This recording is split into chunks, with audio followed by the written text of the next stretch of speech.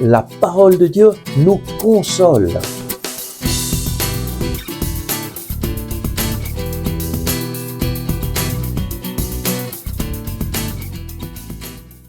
Le Christ est ressuscité. Chers amis, bonjour.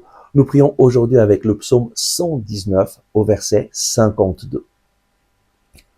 Je me rappelle tes jugements d'autrefois, Seigneur, et je me console. Et oui, la parole de Dieu nous console. Lorsque tu te rappelles les jugements du Seigneur, comment il est intervenu dans l'histoire autrefois, ça va te consoler. Une des histoires qui me console le plus, c'est l'histoire du roi David. Ce grand roi extraordinaire qui a fait des œuvres splendides, qui aimait le Seigneur de tout son cœur, qui a écrit plein de psaumes. Il est aussi tombé dans le péché le plus bas. Il est tombé dans l'adultère. Et pour couvrir son adultère, il est tombé dans le meurtre en faisant tuer le mari de Bethsabée, la femme avec laquelle il avait couché et commis l'adultère. Et il s'est pris cette femme. Mais le jugement du Seigneur a été extraordinaire. Dieu ne l'a pas traité selon son péché, mais selon sa miséricorde. Dieu a envoyé le prophète Nathan, qui a convaincu David de pécher. Et alors David s'est repenti. Et il a prié ce psaume 51. Pitié pour moi, ô Dieu, dans ta bonté, dans ta grande tendresse, efface mon péché. Lave-moi tout entier de mon mal, et de ma faute, purifie-moi. Le roi David s'est humilié devant le Seigneur, et le Seigneur lui a pardonné. Et le Seigneur a voulu que de lui vienne le Messie, un descendant de David.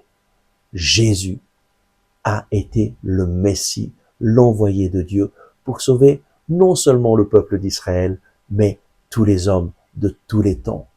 Jésus, son nom est Yeshua, Dieu sauve. Jésus est venu pour cela, pour sauver les hommes de leurs péchés.